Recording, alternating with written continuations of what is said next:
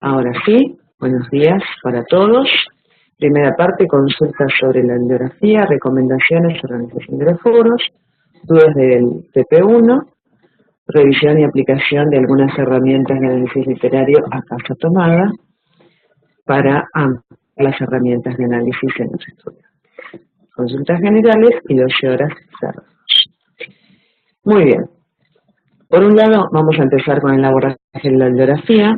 Recuerden que tienen como base, siempre la base, los fundamentales del cuadernillo y los apuntes que yo les envío. Eso es fundamental porque es como lo que yo relevaría si nos viéramos día a día en una educación presencial. Como eso no ocurre porque esto es a distancia, ustedes tienen primero que leer la parte del cuadernillo, donde está el módulo determinado, y después leer mi apunte, que es, digamos, como un relevamiento de los puntos más importantes. Además hay un cuadro donde ustedes pueden ver los que son más visuales con colores, con flechas, para ver cómo se relacionan los contenidos del módulo. Y hay también algunas preguntas posibles, no exhaustivas. En cuanto a los foros, recuerden ir respondiendo en los foros abiertos, no abrir temas nuevos, en especial cuando hay una consulta muy personal la pueden hacer por el mensaje privado o por correo, siempre me pueden encontrar ahí. Y cuando yo digo, por ejemplo, apunte del módulo 2, ¿no? Todas las actividades y todas las dudas que tengan a partir de ese módulo 2 las concentramos ahí, para que después todos puedan de alguna manera encontrar fácilmente lo que les llegó en algún momento por correo. No sé qué, hay muchos correos, hay muchas materias, entonces tiene que ver con tratar de poner prolijos esos foros y que después vean dónde encontrar, porque si no después me pasa que contesto algo en una consulta particular, pero después alguien lo pregunta en otro foro, pero después, entonces para también aliviar el trabajo de respuesta, pero que yo siempre les respondo todo, necesito de una mínima organización. Trabajo práctico 1, recuerden justificar márgenes, recuerden hacer un espaciado de 1,5, recuerden que si hacen espaciado automático, no hace falta la sangría de inicio de párrafo. Si no hacen espaciado automático, corresponde sangría de inicio de párrafo a partir de los segundos párrafos de cada una de las respuestas. ¿Sí? Con respecto a fuentes y plagio, recuerden no utilizar archivos que encuentren en la web, que a veces son de dudoso origen, ¿no? Y eviten el plagio. El plagio es el copy-paste, o copiar y pegar, o copiado-pegado en la traducción española. ¿Qué significa esto? Hay por ahí algún punto que sí necesitan ustedes consultar alguna otra fuente, ¿no? Como pasó, ¿se acuerdan en el cuatrimestre pasado en el romance sonámbulo o en el poema de Martí, que había que ver alguna cuestión relacionada con la vida del autor? En este caso, si tienen, y es absolutamente necesario, consultar la web, siempre se atribuye. Esto vale tanto para los que deben el ensayo, ahí voy, consulta me perdí. Esto vale también para los trabajos prácticos, vale también para el ensayo, para los que deban el ensayo, y vale también para la monografía. Lo de las fuentes y plagio es fundamental, ¿no? Que se atribuya. ¿Sí? No podemos hacer nuestras palabras que no lo son. Sí, claro, decime, escríbeme la consulta. Decíamos consultas generales, escucho la consulta. Mientras vamos abriendo Casa Tomada, que es un cuento precioso, muy conocido. Ahora voy a sacar, como empiezo a hablar, voy a sacar mi cámara, así se puede, que a veces el tránsito por la transmisión se hace más lento cuando tengo prendida la cámara. Sí, no hace falta, total.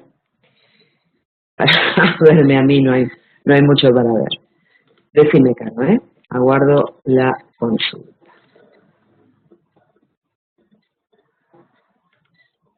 No hace falta. Reescribís, me imagino que era la reescritura de algún párrafo, no tengo presente. Voy a echar. Había que escribir como cambiando el narrador, si mal no recuerdo. Eh, Explicar creo que sí, creo que es lo que les pide la consigna. Déjame ver ahora, actividades.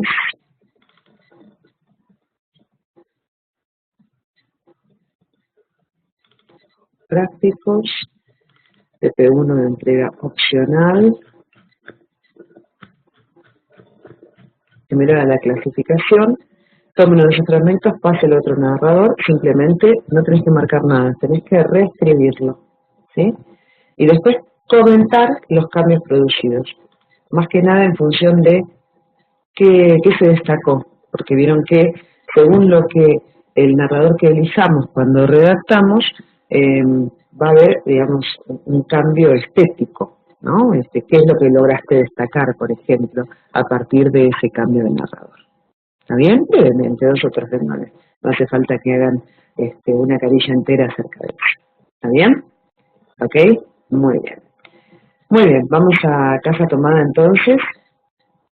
Cierro la actividad. Este es un ejemplo de aplicación de los conceptos que estuvimos viendo y para repasar también lo de literatura 1. Por supuesto, sobre casa tomada hay muchísimo escrito. No es mi intención hacer un análisis exhaustivo, es imposible hacer un análisis exhaustivo de cualquier obra literaria, un cuento, una novela, sino más bien es un acercamiento, ¿no?, para aplicar los conceptos teóricos que vimos, es decir, ver en la práctica la teoría. Primero vamos a partir de aquello que vimos en literatura 1 acerca de los pilares básicos de la poética de Poe. ¿Se acuerdan? Esos 3, ¿sí? Y primero la brevedad. Este cuento, como se sabe, se lee de un tirón sin que decaiga la atención del lector, así que por eso podemos decir que su expresión es limitada. Se habla en literatura 2 de orden cerrado, que se relaciona con el hecho único, ¿no? Nada nos desvía del conflicto de los hermanos en la casa y con la casa. Acá incorporamos esto en literatura 2, lo de centrípeto, ¿no? No sé, es hacia adentro, no hacia afuera, no se abren más historias o subhistorias. No se presentan partes independientes, sino que se organizan un todo que incluye a los hermanos y que incluye la casa. Se da la unidad de construcción, todo este orden cerrado, hecho único, unidad de construcción, está todo relacionado con lo mismo, ¿no? Hay una unidad de efecto, ¿no?, que se da desde el primer párrafo, ¿no?, que es lo que suscita nuestro interés, ¿no?, acerca de, bueno, la casa era la que nos gustaba tanto, ¿no? Golpea la sensibilidad del lector, ¿no? Y además especifica esta relación particular de los hermanos con la casa, guardaba los recuerdos de los bisabuelos, el abuelo paterno, nuestros padres. Después estaba la unidad de interés, ¿no?, porque va creciendo el interés sobre esta relación de los hermanos en la casa planteada en este primer párrafo, en cómo se va a desarrollar y, por supuesto, en cómo va a terminar, va creciendo, ¿no? Y la unidad tonal, que era la última, que era la de atmósfera o notas emocionales, que es por ahí la más inacible, ¿no? Es esto del ambiente, cómo detectamos el ambiente en los cuentos, este ambiente opresivo, la cotidianidad amenazada por la toma, por ese otro amenazante y desconocido, ¿no? Por último, para Poe, ¿se acuerdan? El tercer pilar era el final sorpresivo, ¿no? El final que debe producir una sensación de misterio, ¿no? Nos invade cuando algo extraño o sobrenatural acontece en el mundo, etc. En este caso tenemos la huida, el abandono de la casa de los hermanos.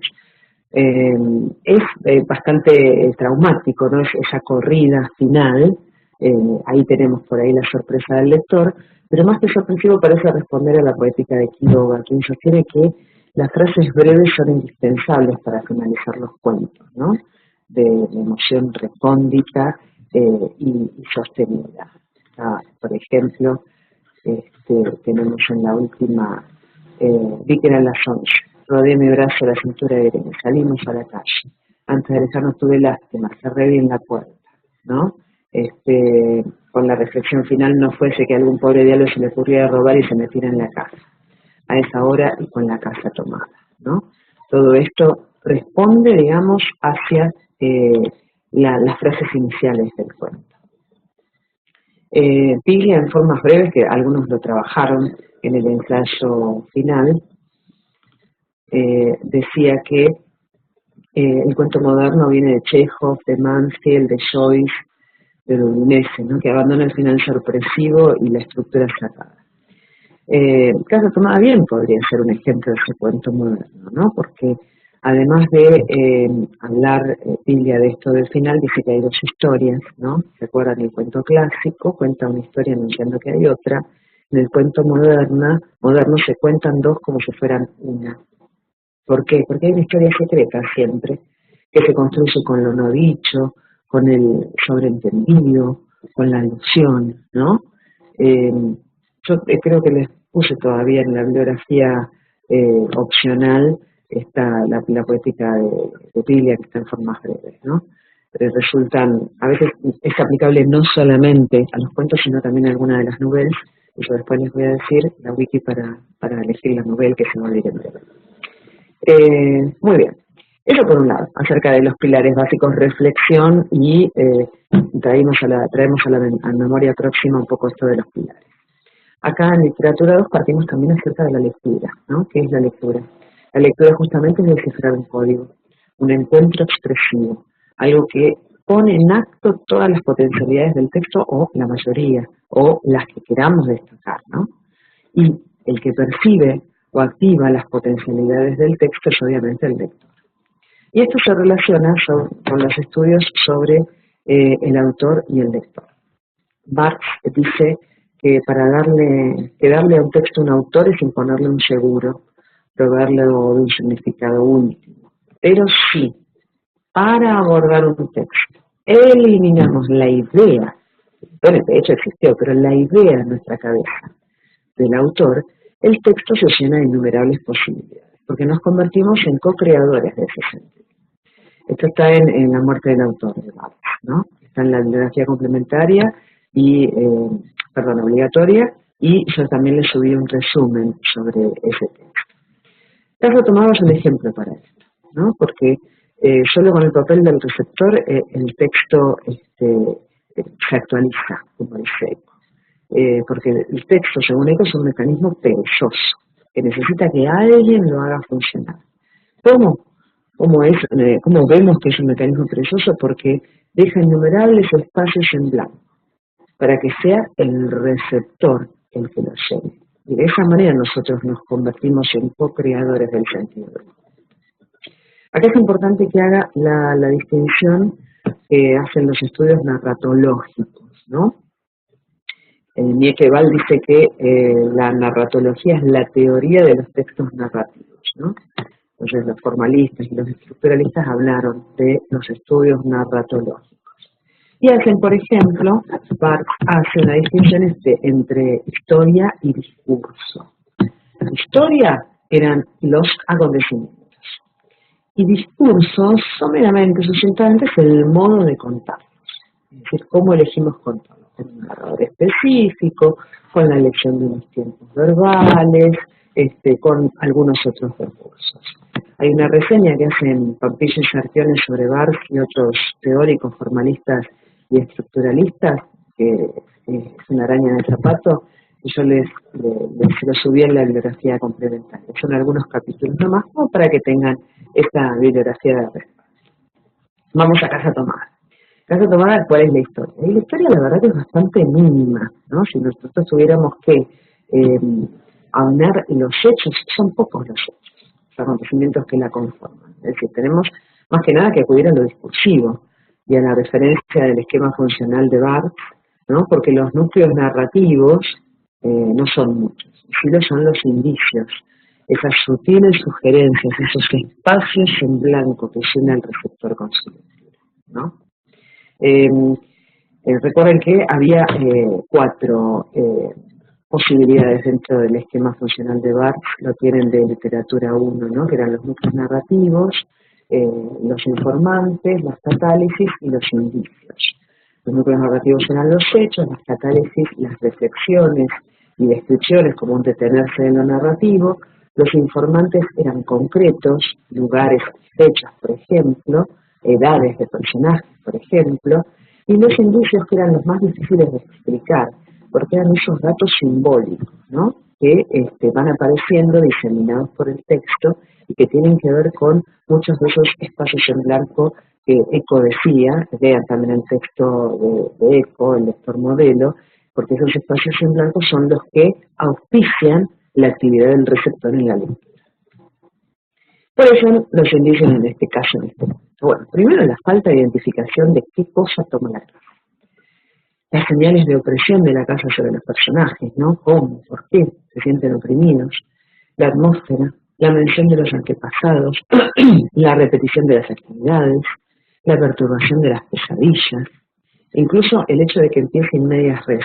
Esto lo tienen también en el cuadernillo 1, ¿no? Se empezaba a ovo desde el huevo, desde el inicio.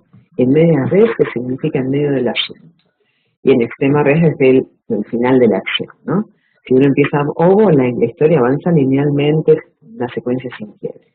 Pero si los sucesos parten de instancias comenzadas, ¿no? En medias res o en extrema res, el narrador debe completar la información anterior a los acontecimientos. Y eso a veces lo muestran con algunas analexis, es decir, saltos al pasado para recordar. Acá entonces empieza en medias res, ¿no? Porque hace que llenemos con presunciones, con cuestiones anteriores al cuento en sí.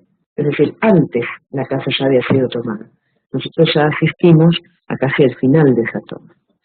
Y entonces aparece la toma y eso es mencionado como algo repetido.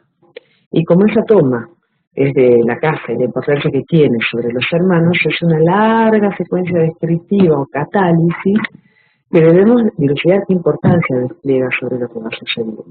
Es como que la toma está naturalizada cuando empieza el cuento, ¿no? Entonces, ¿cuál es la tarea del lector? Digamos, porque literatura 2 habla mucho del lector.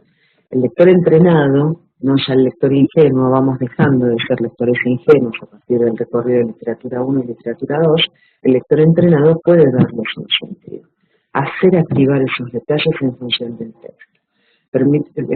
Percibe estos elementos subyacentes, ¿no? Sobre esos elementos explícitos. Percibe lo implícito y los relaciona en un todo. Hacia ahí vamos con el análisis. Hay un análisis muy interesante que hace Barthes en SZ, el texto de SZ, que consiste en dividir el texto en lexías, ¿no? Lexías eran como pequeños fragmentos, y los divide en 6 códigos: el narrativo, el cultural, el sémico, el comunicativo, el simbólico, el hermenéutico, ¿no? Estos son claves desde los que podemos analizar. En el código hermenéutico dice que en todo texto se plantea un enigma, se lo destaca en el texto y eventualmente se lo resuelve, ¿no?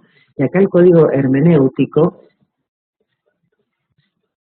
estoy tomando tecito, y acá el código hermenéutico se da en quién toma la casa, ¿no? Y por qué los hermanos no se resisten a esta toma, ¿no? La resolución del enigma prácticamente queda al lado del lector, ¿no? Porque de alguna manera no hay dentro del texto ninguna lección, ningún fragmento, ningún corte que nos explique esa toma y por qué tan pasivamente los hermanos la aceptan. Muy interesante, yo les recomiendo SZ, si no lo tienen en la bibliografía complementaria, después les mando un enlace, recuérdenmelo alguno por correo. Más que nada, no van a... SZ escribió sobre un cuento de Balzac, es extensísimo, pero la primera parte creo que es una página o 2, donde explica la división en lexías y los códigos culturales, los códigos narrativo, cultural, sémico, comunicativo, simbólico y hermenéutico, y les puede servir en algún momento para abordar alguno de esos códigos en la novela. Porque el análisis justamente consiste en la descripción metódica y más exhaustiva de los componentes del texto. En particular, en el sistema que rige la relación entre todos estos componentes, justamente para comprender, para interpretar y también para valorar, ¿no? Silvi me dice que no está en la Biblia adicional. Bueno, me parece que es muy pesado, pero yo lo tengo en Dropbox, les mando un enlace para que se lo bajen, ¿sí? Después se los envío. El escritor y el narrador. Gran distinción que vemos en literatura 2, ¿no? Nunca estamos en contacto con el escritor. El escritor, si quiere mostrarse, saca de su interior un narrador que tiene su figura, sus manías, incluso a veces su nombre, eso lo van a ver mucho en Borges, ¿no? Y nos quiere hacer creer que él, el escritor, y su fantasma, el narrador, son la misma persona. Es como que el escritor se ficcionaliza, ¿no? Pero el escritor desaparece para dar vida al narrador. No hay que confundirlo. Nosotros siempre, cuando leemos el texto, estamos en contacto con el narrador, nunca con el escritor, ¿no? Esto, se los recomiendo, lo señalo en especial porque en Borges van a ver que en muchos casos Borges se menciona a sí mismo como el personaje del cuento, y nosotros creemos que es el Borges en tanto real, en tanto persona de carne y hueso. Siempre es la máscara, es su fantasma, ¿no? La máscara que eligió para que aparezca dentro del cuento. Nunca estamos en contacto con el escritor en tanto persona. ¿Qué ocurre en este cuento? Narrador y escritor parecen tener lejanamente algún gusto en común. En la literatura francesa, por ejemplo, que sabemos que Cortázar era muy consumidor y además traductor. Pero mayormente el escritor desaparece detrás del narrador, ¿no? Ustedes tienen, acá es importante que lo aclare, incluso, no, pero en autografía, claro, es otra cuestión, ¿no? Cuando hay una autografía que tiene una base real, es una autografía, no es un texto literario. Ahora, cuando es una autografía ficticia, tampoco estamos en contacto con el escritor, siempre el narrador. Por eso hay que ver bien cuál es el origen de esa autografía. Y la función también. Si hay una función estética, ¿no? Va a ser un texto literario. Ahora, si tiene una función informativa o referencial, ya dejamos de lado la literatura y estamos hablando de otra cosa. ¿Está bien? Yo siempre estoy dentro del marco de la literatura. ¿Sí? Muy bien, ok. Vamos a persona y punto de vista del narrador. Recuerden que hay cuatro puntos de vista básicos, primera y tercera persona primero, y después 4, 2 y 2 puntos de vista focalizaciones. Ustedes lo tienen en el cuadrito de literatura 1, si no lo puse en la bibliografía de literatura 2 porque alguno no lo bajó, recuerden que él lo vuelvo a subir. No, creo que estaba en el apunte. Y después yo les hago el cuadro de los entrecruzamientos. Cuando hablamos de entrecruzamientos ya dejamos de lado los dos narradores de primera y tercera y sus focalizaciones básicas. Cuando pasamos al segundo cuadro ya está. Es un entrecruzamiento, es algo más elaborado. Silvi, ¿pasó algo? Veo que entraste y saliste. Capaz que se cortó. Hay en algunos lugares hay poca conexión por el tema de la lluvia. Bien.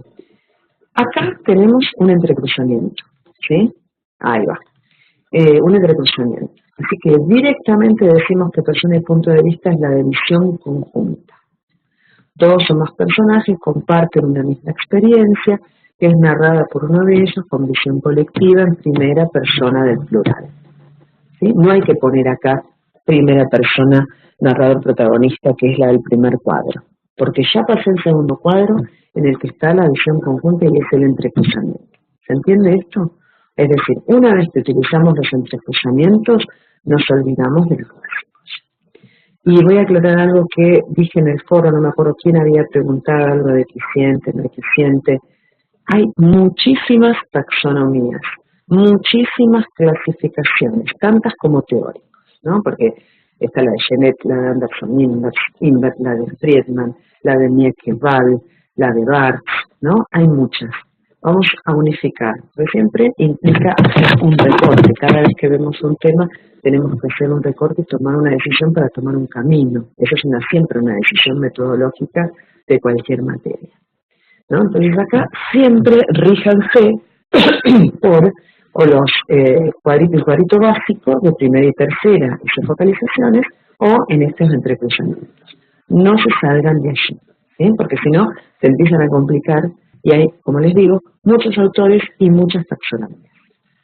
Cuando ustedes tienen un cuento, se inventan un cuento, un texto, traten de elegir el punto de vista más representativo o abarcativo, ¿sí? Acá el más representativo, el que tiene más fuerza, es esa primera persona del plural, que es la de visión conjunta. Muy bien, mientras tomo el tecito, ¿estamos hasta acá? Si estamos, pongan OK.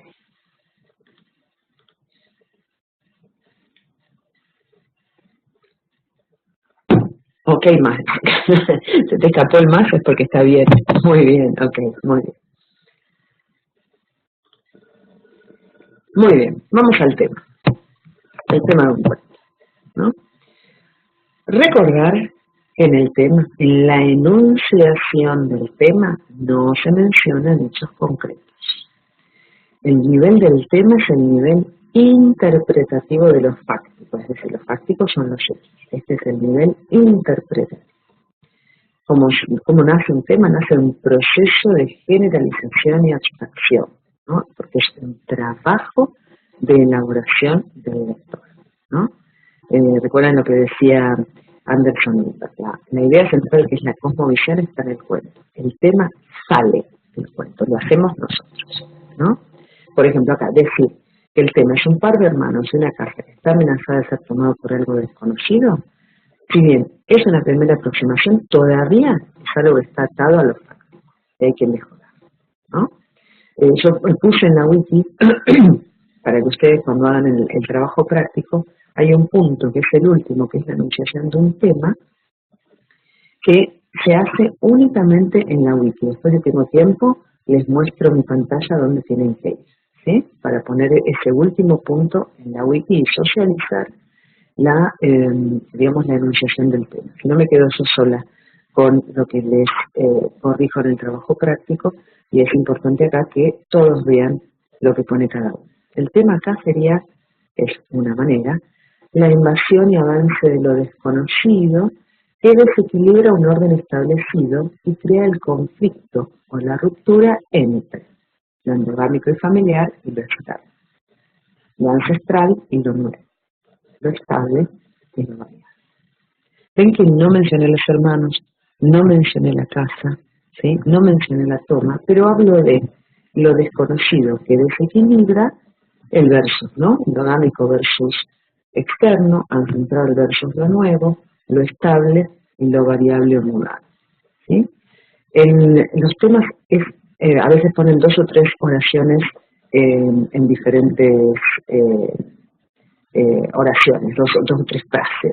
Lo importante es unificar en una sola. Eso es, digamos, como lo más recomendable, ¿no? Hacer un tema unificado que no tenga verbos, es lo mejor, sino que empiece nominalizado, ¿no? Con el verbo hecho sustantivo. La invasión y el avance de lo desconocido, ¿se entiende? Esa es la manera más adecuada de evitar siempre hablar de lo fáctico.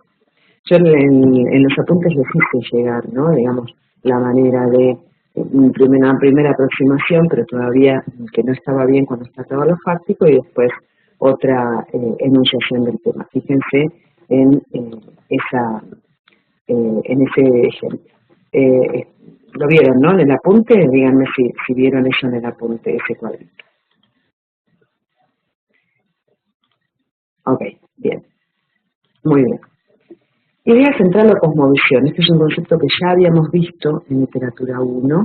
Lo abordo acá para traerlo a la memoria próxima, ¿no? En la literatura de un autor determinado se puede observar la cosmovisión o idea central, ¿no? Podemos hablar de la Weltanschauung de un autor, o la Weltanschauung o visión de mundo, o concepción del mundo, son todos sinónimos, de un mismo autor, de una etapa de un autor, de una época, donde podemos tomar 2 o 3 autores para ver esa visión de mundo, ¿sí? El concepto de tomado de Dilthey, que es un filósofo alemán de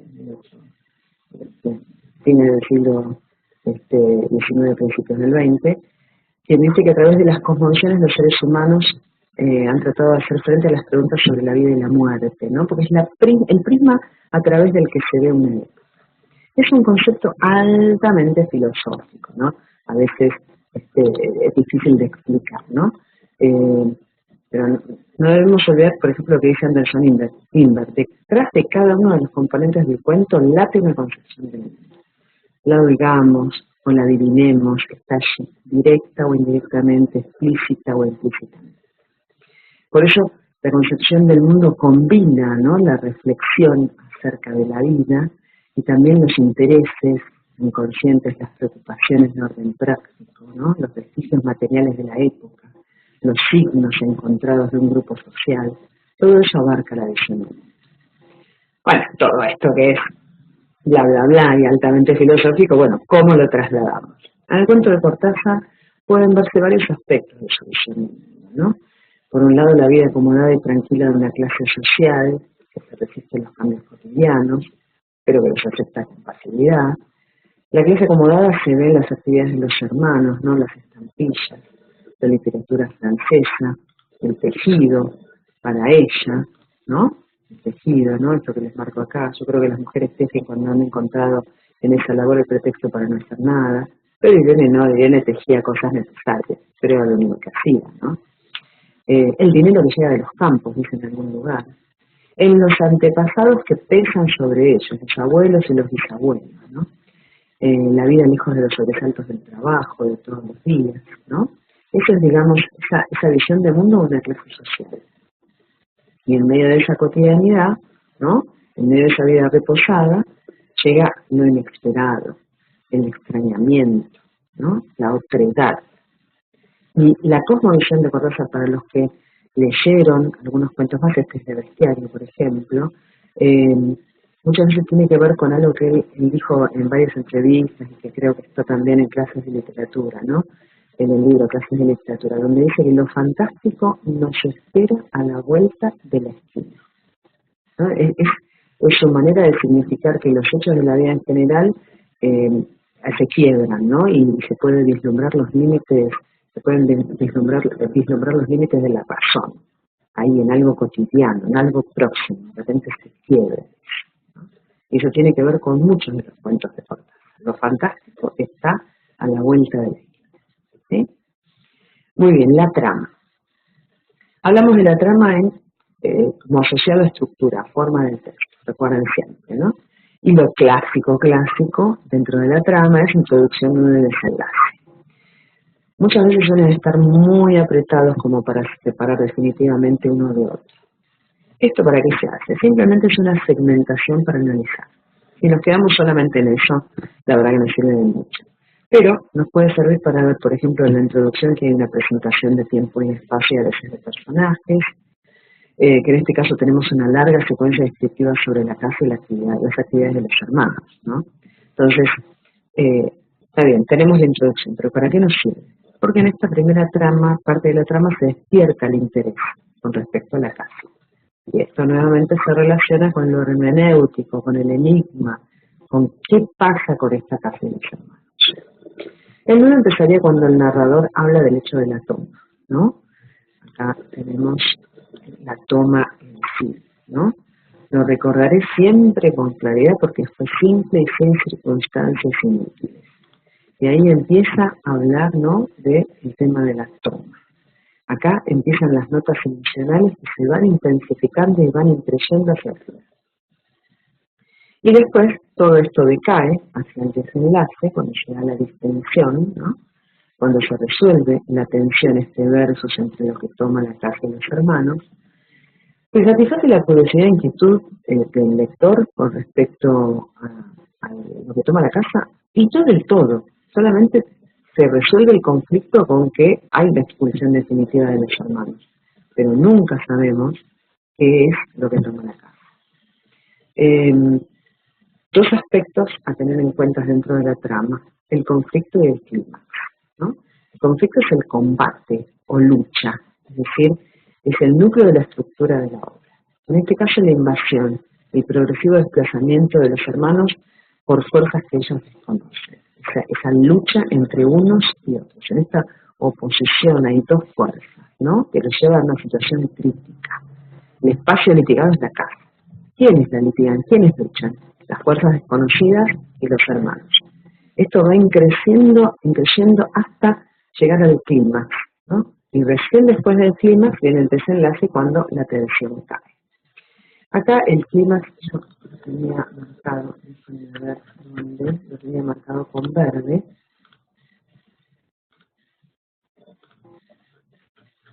Hasta lo de los sueños.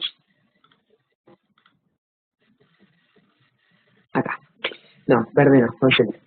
No nos miramos siquiera, ¿no? Este es el punto máximo de tensión.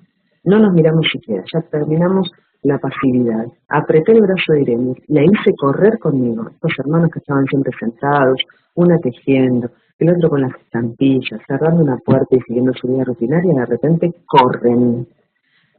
Apreté el brazo, corrió, sin volvernos atrás.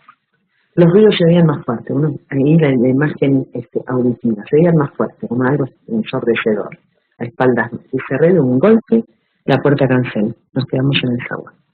Y ahí decae la tensión, porque no se oía nada. Este para mí es el punto de mayor tensión al clima, ¿no? Cuando se deja la pasividad y hay algo físico, ¿no? El hecho de correr a la puerta de error, ¿no? Apretar el brazo, correr, escuchar los ruidos del cerdo, de repente, en silencio. El desenlace es el abandono final de la casa por los hermanos. Como se trata de un cuento fantástico, que es otro de los conceptos que habíamos visto en literatura 1, nos vemos en el cuento plasmada la satisfacción de la curiosidad del lector. Las explicaciones posibles de los hechos quedan en la hora. ¿Sí?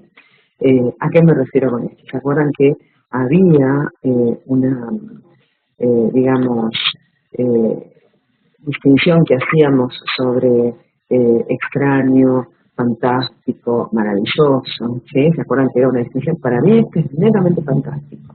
La raíz de lo fantástico, según el clásico Todoro que utilizamos, era que hay una pregunta, una vacilación, ¿no? Sentida a veces por el personaje y a veces por el lector, en este caso solo por el lector, porque en realidad en los personajes no hay ninguna pregunta a sí mismo acerca de qué es lo que toma la casa. Pero en nosotros sí, y eso no se satisface en ningún momento del cuento. Y ahí empiezan las interpretaciones que se han escrito muchísimo en este cuento, ¿no? Que eran fantasmas, eran los abuelos, hay una interpretación sociológica acerca de qué era el peronismo, ¿no? Que eso circula, a mí es la que menos me gusta porque en realidad el cuento da para mucho más, que escribirlo algo sociológico me parece muy limitante, pero bueno, decían como que la clase acomodada sentía la invasión de las oleadas migratorias internas llamadas cabecitas negras en esa época, y que todas sentían que la casa estaba siendo invadida y que Cortázar en ese momento no tenía una gran afiliación al peronismo, de hecho en el exilio. Esa es una interpretación. A mí hay una interpretación dentro de las tantas leyes que dicen que, porque lo que uno piensa enseguida son los fantasmas, los antepasados, los ancestros, y hay una que dice los propios deseos de los hermanos están acá materializados. ¿Qué pasaba con este matrimonio de hermanos? Porque lo dice en algún momento, nuestro matrimonio, hay algo incestuoso como sugerido, la proximidad de las habitaciones, las pesadillas, ¿no? La imposibilidad de casarse, muchos indicios, muchos diseminados a lo largo del texto, esto de los huecos que deja el texto para que nosotros los activemos, como decía él. ¿Sí? Así que recuerden leer Barthes, recuerden leer Eco. A veces con el resumen alcanza para tener una idea. Yo siempre les pongo el texto original para que ustedes tengan acceso a los autores de primera mano, pero el resumen creo que es bastante claro como para estas pequeñas cuestiones que van a utilizar en el momento de ampliar la mirada y ampliar las herramientas. ¿Sí? Bueno, ¿está? Caso tomado a mí es un cuento que me encanta. De hecho, bueno, soy fanática de Cortázar, los que me conocen de otros ámbitos lo saben. Hay muchísimos cuentos que podríamos estar hablando horas, ¿no? Hacer un seminario sobre Cortázar. Pero bueno, para ver un poco, me gustó para verlo en concreto con las cosas que ustedes ya vienen trabajando en literatura 1 y en literatura 2 en hacer un combo, un paquete. Vamos a ver. Maximiliano dice, los hermanos no luchan sino que se resignan. Tal cual, esta cosa pasiva, ¿no? Pasiva desde lo físico también. Estar sentados, no solamente recibir el dinero de los campos, estar tejiendo, estar mirando estampillas. El único momento, el momento del clima es donde se ve un cambio, porque hay algo físico. No mirarse, apretar el brazo, correr, escuchar los ruidos, cerrar de un golpe. Y ahí se termina, ¿no? Ganaron los otros. Ganó esa otredad que invadía la casa. ¿Sí? Bueno, chicos, hoy volví a llorar con la señorita Cobra. Dios mío, otro cuentazo, ¿no? Otro cuentazo ahí de narrador, ese narrador del show múltiple, que es magistral dentro de ese narrador. Pero hay muchos, hay muchísimos. De la última etapa, ahí no quiero... Valentina era, no sé si queremos tanta lenda, que es muy conmocionante. O el de la chica que está inconsciente, que habla de la etapa del proceso. Bueno, no sé, la verdad, hay miles, yo siempre lo recomiendo. No es el único autor bueno, por eso literatura 1, ¿se acuerdan? Yo les había puesto a los que cursaron conmigo un montón de autores como para explorar también por otro lado, que sea, digamos, el programa se ven los clásicos, Quiroga, Cortázar, los contarios más clásicos, pero por ahí para el ensayo tratar de abordar de mucho. Mica, shoot me, vamos, decime qué, mientras voy compartiendo pantalla en literatura 2, así les muestro.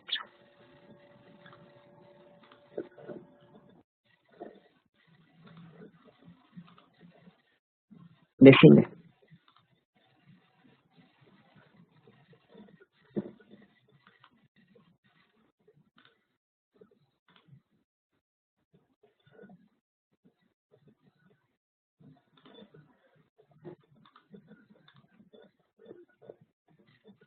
Ahí comparto pantalla. Pongo en chat, porque se me desaparece con esto. Claro, pero elegís uno, digamos.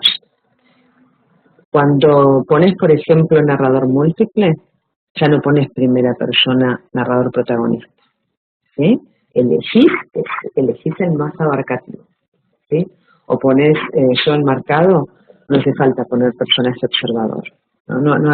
Digamos, uno elige uno de ellos. Si no hay como una superposición de conceptos.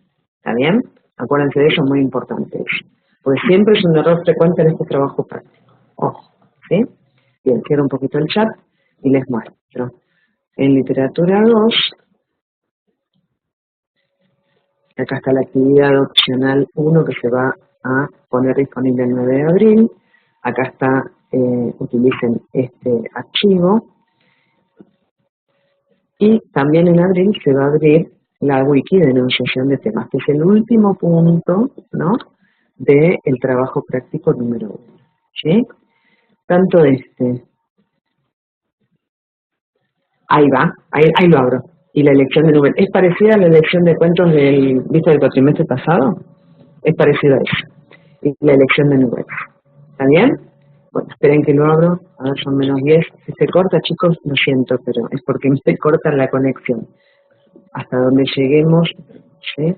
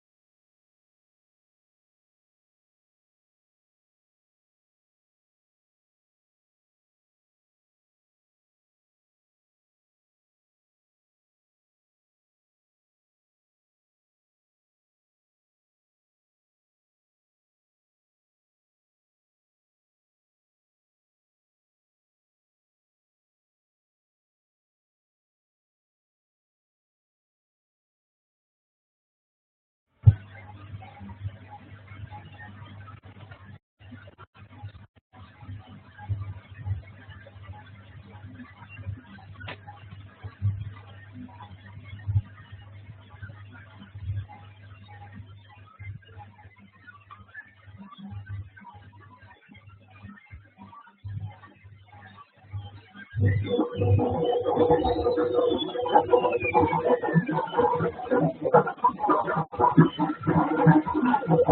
hola. Hola, hola. ¿Me escuchan? Hola, hola. Ahí va. Sí, era porque Pamela no se entró recién y me parece que algo hizo eso. Ahí va. Bueno, díganme, no voy a tener mucho tiempo de volver a mostrar la pantalla. ¿Vieron lo de la wiki?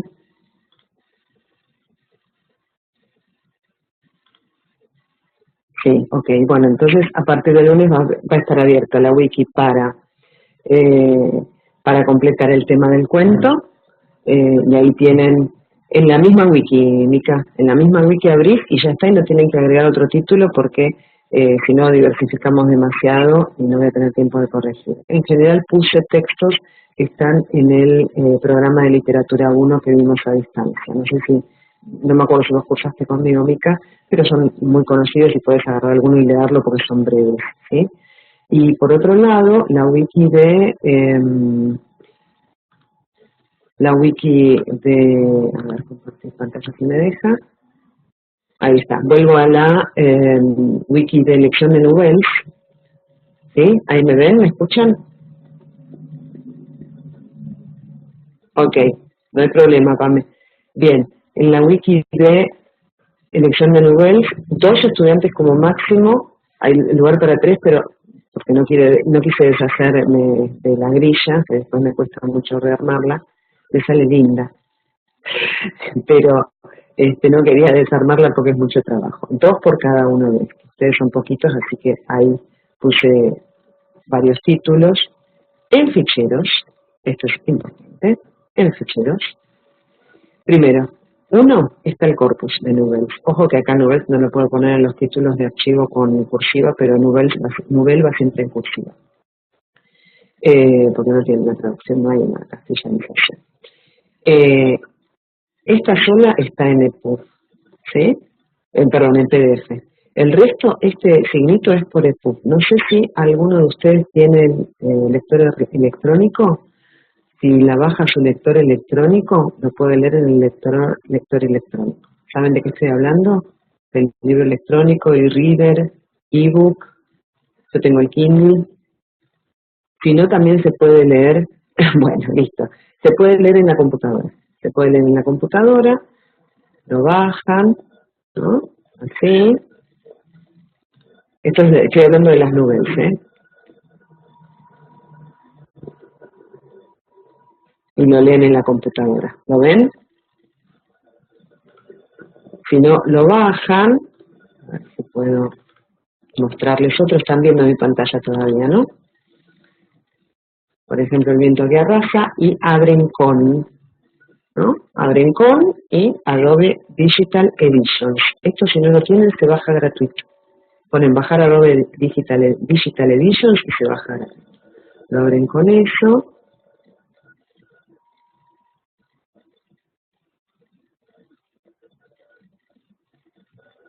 Y ahí, ¿ven? Y se abre el libro. Y lo pueden leer de ahí. En la computadora se puede leer, ¿sí? Si no, lo leen en el ebook de ustedes en caso de que tengan ebook o e-reader. Hay dos de Mauro Libertela, que las de Mauro Libertela están protegidas por derecho de autor, no hay en ninguna web estos libros, no se los puede bajar, pero en este Word dice cómo hacerlo, ¿no? Porque hay que bajar el archivo, poner una contraseña, poner mi correo electrónico. Estas son todas las posibilidades para elegir. 1, 2, 3, son 7 nubes. 2, nada más de ustedes pueden elegir una, ¿sí? Siempre van a ver, acá. Por ejemplo, alguien elige esta, se escribe acá su nombre y la fecha en la que lo eligió. Otro elige La mujer en la luna y ya está, nadie más lo puede elegir. ¿Está bien? Muy bien, chicos, voy a dejar de compartir pantalla. ¿Estamos así? Ya vamos llegando al final, en cualquier momento me cortan. ¿Hay alguna pregunta más? Si no, recuerden que estoy disponible a partir del lunes, hoy ya terminó la semana, a partir del correo, traten de unificar, recuerden no abrir temas nuevos en el foro, mensaje privado del campus también, por ahí también me pueden contactar. Yo en general dentro de las 24 o 48 horas, algo que tenga mala conexión, les respondo. Eso sí, sábado a la tarde, domingo es feriado, no siempre lo hago durante los días laborales. ¿Está bien? Bueno, que disfruten del resto del fin de semana, lean, hagan el trabajo práctico y el próximo viernes, recuerden que las dos actividades cierran a las 18 horas. Buen fin de semana, gracias por haber asistido.